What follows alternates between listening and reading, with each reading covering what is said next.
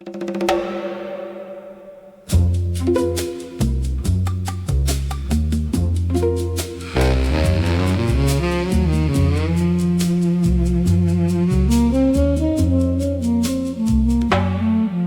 as the panther, which carries such sweet fragrance and has such a beautiful color, that there is no wild beast, no matter how evil or fierce by force and outrage, that, as far as it can see, does not go to die near her.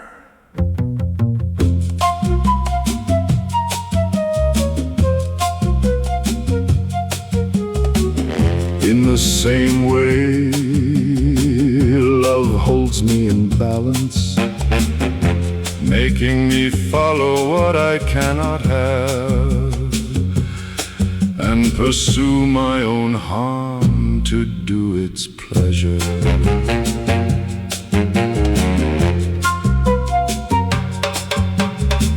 Nor will I ever complain about the wrongs of love. Rather, I will take pain as joy because of her gentle, noble body. If only she had mercy in her heart, but she does not yet.